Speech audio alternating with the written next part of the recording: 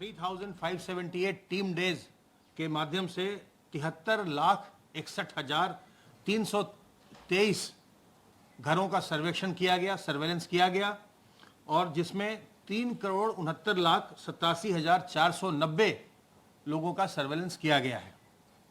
इसमें इस सर्वेलेंस में जो लोग भी लक्षण सहित पाए जाते हैं उनका फिर उनकी सैंपलिंग की जाती है, उसकी जांच की जाती है और बाकी लोगों को सलाह दी जाती है कि किस प्रकार से उन्हें इस संक्रमण से अपना बचाव करना है। आरोग्य सेतु ऐप का हम लगातार प्रयोग कर रहे हैं, उसे हम उपयोग में ला रहे हैं और अब तक 36,786 लोगों को हमारे कंट्रोल रूम के द्वारा फ़ोन कॉल्स किए गए हैं, जिनमें 97 लोगों ने ये बताया है कि वो संक्रमित हैं इस समय और उनकी चिकित्सा की जा रही है विभिन्न चिकित्सालयों में। 47 लोगों ने बताया कि उन्हें संक्रमण हुआ था पर वह पूर्णतः उपचारित होकर अपने घर लौट चुके हैं और 1,241 लोगों ने बताया है कि वे क्वारंटाइन में हैं। बाकी सभी लोगों को जिन हमारे विशेषज्ञों ने सलाह दी है कि वो सतर्क रहें, वो किसी न किसी कोविड संक्रमित व्यक्ति के करीब आए थे, इसलिए अपना ध्यान रखें और अपने स्वास्थ्य पर सतत निगरानी रखें। आशा वर्कर्स के द्वारा जो प्रवासी कामगार प्रदेश में लौट रहे हैं उनकी लगातार ट्रैकिंग की जा रही है। उनके घर जाकर के वो उनका हालचाल पूछती हैं और फिर उसकी सूचना वो हमारे हेल्थ डिपार्टमेंट के पोर्टल पर उपलब्ध करवा देती हैं। अब तक आशा वर्कर्स के द्वारा 9,60,933 प्रवासी कामगारों को ट्रैक किया गया है, जिसमें से उन्होंने 945 लोगों को किसी न किसी लक्षण के साथ पाया है। तो उन सबों का सैंपल लेकर के उसकी जांच करवाई जा रही है। प्रवासी कामगार बहुत बड़ी संख्या में हमारे प्रदेश में लौटे हैं और जो भी लक्षण रहित हैं उनकी थर्मल स्क्रीनिंग करने के बाद उन्हें 21 दिन के होम क्वारंटाइन में रखा गया है। उनसे मेरा अनुरोध है कि वो अपने घरों पर ही रहें, बाहर न निकलें और 21 दिन का होम क्वारंटाइन अपना पूरा करें। साथ ही मेरा अनुरोध है ग्राम निगरानी समिति और मोहल्ला निगरानी समिति से कि ऐसे लोग जिन्हें होम क्वारंटाइन में भेजा गया है यह वो सुनिश्चित करवाएं कि वो लोग अपने घरों में ही रहें। इससे समाज में अन्य लोगों को संक्रमण बिल्कुल नहीं फैलेगा। और जो लोग होम क्वारंटाइन में हैं उनसे मेरा अनुरोध है कि वो अपने घर के अन्य सदस्यों से थोड़ी दूरी मेंटेन करें।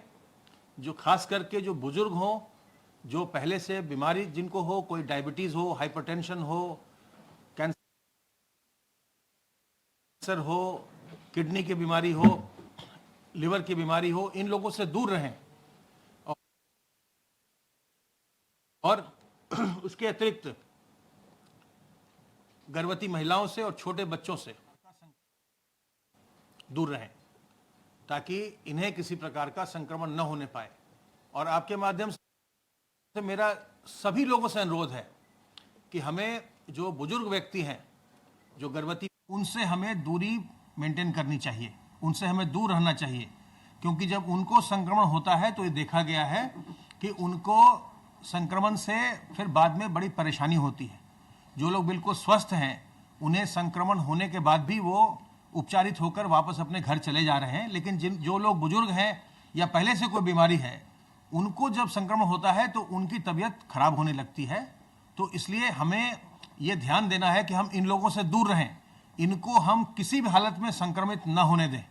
ये बात अपने घर में भी और घर के बाहर भी इसका ध्यान रखिए। वैसे भी आजकल बहुत ज़्यादा तापमान चल रहा है, गर्म हवाएं भी चल रही हैं। अपने घर के अंदर रहिए और लू से और गर्मी से अपना बचाव करिए। गर्मी से भी इस समय लोगों का स्वास्थ्य खराब हो सकता है, इसलिए उससे भी हमें अपना बचाव करना आवश्यक है। हम कोरोना से भी अपना बचाव करेंगे और गर्मी से भी बचाव करेंगे। और अंत में एक बार फिर आपसे निवेदन कि इस बीमारी से घबराना नहीं है, इससे सावधान रहकर सतर्क रह के हमें अपना बचाव करना है और बीमार के प्रति कोई भी दुर्भावना नहीं लानी है। ये संक्रामक बीमारी है, किसी को भी हो सकती है और इसलिए अगर किसी को वैसे लक्षण आते हैं कि उससे कोई खांसी हो रही है या सांस लेने में तकलीफ हो रही है तो उसकी सहायता करिए। तत्काल उसकी सूचना हमारे हेल्पलाइन नंबर 1800 180 51 45 पर दीजिए, या जो जिला के मुख्य चिकित्सा अधिकारी हैं उन्हें बताइए, जिला प्रशासन को बताइए, ताकि उनकी जांच हो सके, उनका इलाज हो सके। जांच और इलाज की व्यवस्था राज्य सरकार के द्वारा बिल्कुल निःशुल्क कराई गई है। और इस संक्रमण से सावधान रह करके अपना बचाव करिए। साबुन पानी से बार बार हाथ धोइए। जब भी सार्वजनिक स्थल में जाइए अपने मुंह और नाक को ढक कर रखिए। नकाब ये लगाइए, आप मास्क पहनिए, या आप दुपट्टे से, गमछे से, रुमाल से अपने मुंह को ढकिए। जब भी आप कहीं जाएं तो लोगों से 2 गज की दूरी बरकरार करिए, मेंटेन करिए, और अपने शरीर की प्रतिरोधक क्षमता को बढ़ाइए। नीम की पत्तियों का सेवन करिए, तुलसी अदरक के काढ़े का सेवन करिए, गिलोय के रस का सेवन करिए, गर्म पानी का सेवन करिए, अजवाइन के अर्क का सेवन करिए, योग करिए, प्राणायाम करिए। अगर आपके शरीर की प्रतिरोधक क्षमता अच्छी रहेगी तो आपका इस संक्रमण ये कुछ भी नहीं बिगाड़ पाएगा। लेकिन सबसे पहले सतर्क रहकर ऐसा हम अपना व्यवहार करें, ऐसा हम ऐसी जीवन शैली करें कि हमें यह संक्रमण होने ही ना पाए। अब मैं अनुरोध करूंगा अपर मुख्य सचिव गृह से कि वो अन्य बातों को आपको बताएंगे। माननीय मुख्यमंत्री जी ने आज बैठक चालू करने से पहले लोहिया अस्पताल की इमरजेंसी को चेक किया। माननीय मुख्यमंत्री जी के साथ स्वयं चिकित्सा शिक्षा मंत्री जी और वित्त मंत्री जी श्री सुरेश खन्ना साहब भी गए थे। सर ने खुद ही एक एक चीज़ को वहाँ देखा कि सुविधाएं किस प्रकार दी जा रही हैं। उस पर उन्होंने वहाँ के वरिष्ठ डॉक्टर्स को और वहाँ के स्वास्थ्य विभाग के प्रमुख सचिव ने भी अपने ट्रेनिंग का कोर्स जारी रखा है। और ये जो ट्रेनिंग हेल्थ डिपार्टमेंट के और पूरे हॉस्पिटल्स के लोगों को दी जानी है, चाहे वो डॉक्टर्स हो, चाहे पैरामेडिक्स हो, चाहे अन्य स्टाफ हो, इस पर 45 डिग्री तक सेंटीग्रेड तक जो है गर्मी आ रही है। तो कहीं ना कहीं लोग जो है बीमार होकर आएंगे। आगे आने वाले समय में बरसात का मौसम भी आएगा। गर्मी और बरसात के मौसम में अक्सर देखा जाता है कि कुछ बीमारियां बढ़ती हैं। ऐसे में इस पर विशेष नज़र और इस पर जो है इमरजेंसी की सेवाओं को और मजबूत करने के लिए उन्होंने निर्देशित किया। उन्होंने ये भी कहा कि लॉकडाउन को सफल करने के लिए चीफ सेक्रेटरी साहब और डीजीपी साहब सभी वरिष्ठ पुलिस अधिकारी और वरिष्ठ प्रशासनिक अधिकारियों से एक एक अधिकारी से उनको जो है बात करके उनको निर्देश दें कि जो लॉकडाउन अब 4 में कार्रवाई चल रही है, दुकानें खुल रही हैं, व्हीकल्स का मूवमेंट हो रहा है और भी अन्य जो एक्टिविटीज़ हुई हैं उसमें सोशल डिस्टेंसिंग का पालन जरूर हो। अभी एयरक्राफ्ट भी शुरू हो गए हैं, बहुत सारे जहाज़ जो है लखनऊ भी आ रहे हैं, बहुत सारे जहाज़ दिल्ली आ रहे हैं और वहाँ से भी बहुत सारे यात्री नोएडा और गाज़ियाबाद एनसीआर क्षेत्र में भी आ रहे हैं। इस पर भी विशेष रूप से नज़र रख के ये देखते हुए कि सोशल डिस्टेंसिंग का पालन हो, ये निर्देश उन्होंने दिए। श्रमिकों की, कामगारों की स्क्रीनिंग के लिए क्वारंटाइन सेंटर्स पे सुरक्षा व्यवस्था और मजबूत करने का भी आज उन्होंने निर्देशित किया। डीजीपी साहब को ये कहा है कि हर क्वारंटाइन सेंटर में सुरक्षा व्यवस्था ऐसी रहनी चाहिए कि किसी भी क्वारंटाइन सेंटर में कोई भी किसी तरह की कठिनाई ना आए। मुख्यमंत्री जी ने खाद्यान्न किट को बांटने के लिए विशेष रूप से पुनः बल दिया है। भरण पोषण भत्ता 1000 रुपये देने पर बल दिया है और आज स्किल मैपिंग पर विशेष उन्होंने आज डिस्कशन किया है और कोशिश ये की जा रही है कि हमारे प्रदेश में जो विभिन्न स्किल्स के जो श्रमिक आए हैं, कामगार आए हैं, पेंटर है, कारपेंटर हैं, इलेक्ट्रिशियन है, वेल्डर्स हैं, अन्य जो है कार्य में जो माहिर लोग हैं, उनको मशीन टूल्स को काम करने वाले लोग आए हैं, डेटा एंट्री ऑपरेटर्स आए हैं। ऐसे लोगों को इंडस्ट्री से मिलाया जाए और बहुत जल्दी ही उन्होंने निर्देशित किया है एमएसएमई डिपार्टमेंट को कि वो औद्योगिक संगठनों से संपर्क करके जल्दी से जल्दी आए हुए श्रमिकों को औद्योगिक इकाइयों से जोड़ते हुए उनके रोजगार को और मजबूत करने के लिए, रोजगार की संभावनाओं को बढ़ाने के लिए कार्यक्रम आयोजित करें। मुख्यमंत्री जी ने यह भी कहा है कि जो फीडबैक मैकेनिज्म मुख्यमंत्री हेल्पलाइन का है, इसको और मजबूत करके एक एक श्रमिक को फ़ोन करके उनसे पूछा जाए कि वो किस क्षेत्र में पारंगत है, किस क्षेत्र में उनकी हुनर है, किस क्षेत्र में वो अपना काम करना चाहते हैं, जिससे उसके अनुरूप जो पूरा माइग्रेशन कमीशन के माध्यम से जो एक पूरा प्लान बन रहा है सेल्फ हेल्प जो पूरा प्लान बनकर जो रोजगार प्रोवाइड फॉर करने का जो कार्य बन रहा है उसको जो है आगे ले जाया जा सके, स्किलिंग के पूरे एफर्ट को आगे ले जाया जा सके। 1 जून से पुनः 4th राउंड जो है खाद्यान्न की व्यवस्था की जा रही है, इस पर भी विशेष बल मुख्यमंत्री जी ने दिया है। हमारे प्रदेश में पोर्टेबिलिटी, खाद्यान्न की पोर्टेबिलिटी को भी और मजबूत किया जा रहा है। बाहर से कोई व्यक्ति अगर आता है, कामगार या मजदूर, और उसका अगर राशन कार्ड किसी अन्य प्रदेश का है और उस प्रदेश का हमारे साथ साझा अगर है, तो उसके अपने राशन कार्ड पर भी राशन उत्तर प्रदेश में मिल सकता है। इस व्यवस्था को भी और मजबूती से आगे बढ़ाया जा रहा है। माननीय मुख्यमंत्री जी ने यह भी कहा है कि यदि किसी का राशन कार्ड नहीं है तुरंत बनवाया जाए, और अब तक जो है कई लाख राशन कार्ड जो है बनाए गए हैं। एपीसी साहब उसको स्वयं दिखवा रहे हैं। 1 lakh bed L1, L2, L3 Covid bed के लिए उन्होंने ये भी निर्देश दिया है कि कोशिश की जाए कि जो नए अस्पताल अब बनाए जा रहे हैं उनमें कम से कम 100 बेड हों। छोटे अस्पतालों में उसकी व्यवस्था बनाने में कठिनाई होती है, तो मिनिमम 100 बेड्स का अस्पताल हो, ये भी निर्देश उन्होंने दिया है। उन्होंने आज ये भी निर्देश दिया है कि पुलिस, फायर सर्विस, जीआरपी, इन सबको भी जो है किसी न किसी रूप में संक्रमण से बचाया जाए। जीआरपी का कुछ अभी 1 या 2 या 3 सिपाहियों की जो है बात आई है लखनऊ में, तो ऐसे सिपाहियों का तुरंत ट्रीटमेंट करने का उन्होंने निर्देश दिया है। उनकी जो व्यक्तिगत सुरक्षा है, जो उनको संक्रमण से बचने के लिए इक्विपमेंट देने हैं, उसका भी जो है और मजबूती से देने का निर्देश दिया है। और ये कोशिश करने का निर्देश दिया है कि जो भी जीआरपी और अन्य क्षेत्रों में सिपाही लगाए गए हैं रोटेशन में लगाए जाएं, जिससे कि इन्फेक्शन का जो है संभावना न रहे। मेडिकल इन्फेक्शन को बचने के लिए निर्देश उन्होंने पुनः आज दिए हैं। और गेहूं खरीद के लिए भी मूल्य समर्थन में मजबूती से कार्य करने का भी उन्होंने निर्देश आज दिया है।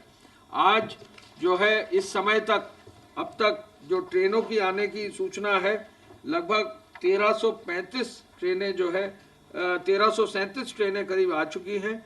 1337 ट्रेनों के साथ साथ आज करीब 30-35 ट्रेनें आज दिन में आ गई हैं और लगभग 104 ट्रेनें और आएंगी।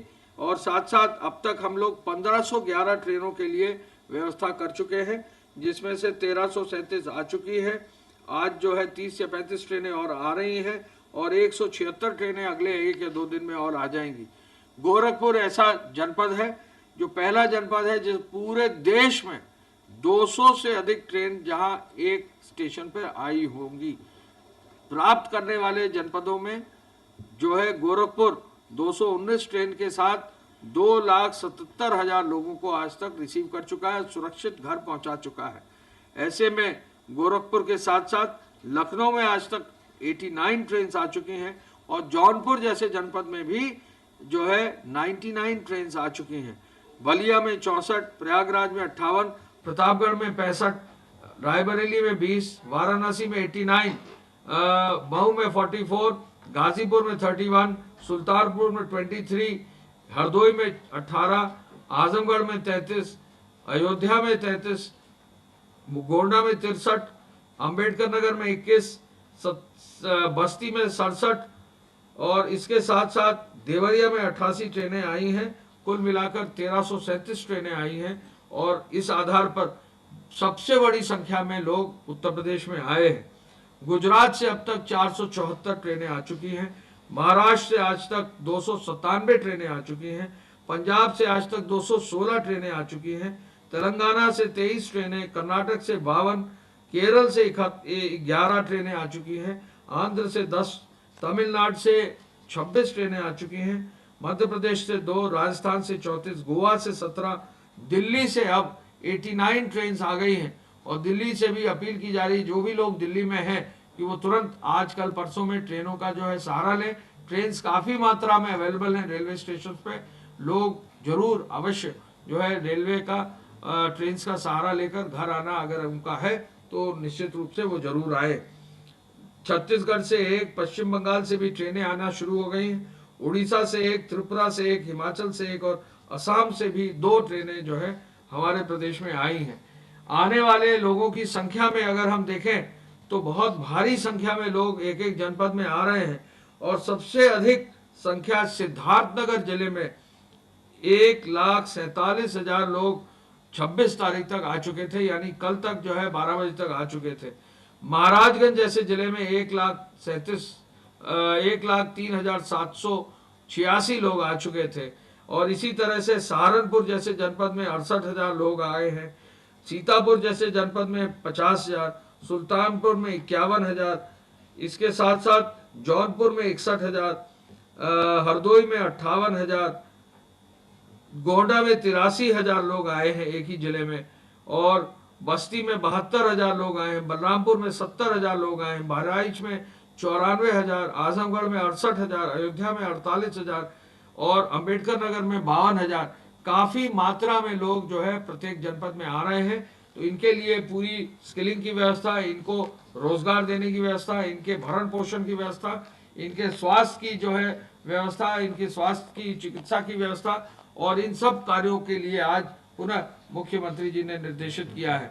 लॉकडाउन में अब तक धारा 188 के अंतर्गत 58,000 FIR दर्ज कर दी गई हैं, जिसमें 1,62,000 लोग नामजद हुए हैं। अब तक 22 करोड़ 10 लाख रुपया वसूल हो गया है और 46,593 गाड़ियों को सीज कर दिया गया है।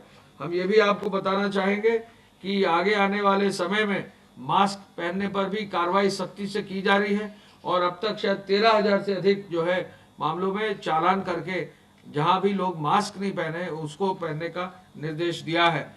हमारी अपील होगी, जो भी लोग अभी जा रहे हैं, बाहर जा रहे हैं, मार्केट में जा रहे हैं, बाजार में जा रहे हैं, मास्क अवश्य पहने, सोशल डिस्टेंसिंग का अवश्य पालन करें। 2 व्हीलर अगर है तो अकेले ही निकलें, 4 व्हीलर है तो ड्राइवर के साथ 2 व्यक्ति जो है, और यदि बच्चे हो तो केवल उन तक ही सीमित रखें। तो जो निर्देश है उनका अवश्य पालन करें, इसका जो है निर्देश दिए गए हैं। धन्यवाद, जय हिंद। तो स्किल कामगारों को अब रोजगार मिलेगा, रास्ता साफ हो रहा है। 1,337 ट्रेनें अब तक यूपी आ चुकी हैं, 1,500 से ज्यादा ट्रेनों की व्यवस्था है। लोग अपने गृह जनपद पहुंच रहे हैं। गोरखपुर में 1 लाख से ज्यादा लोग पहुंचे हैं। अस्पताल के निरीक्षण के दौरान मुख्यमंत्री योगी आदित्यनाथ ने निर्देश दिए, क्योंकि लगातार बैठक और निरीक्षण वो कर रहे हैं, मरीजों की लाइन ना लगे इसकी व्यवस्था की जाए। इमरजेंसी सेवाओं के लिए इंतजाम होने चाहिए। इमरजेंसी सेवाओं को और ज़्यादा मजबूत करना है।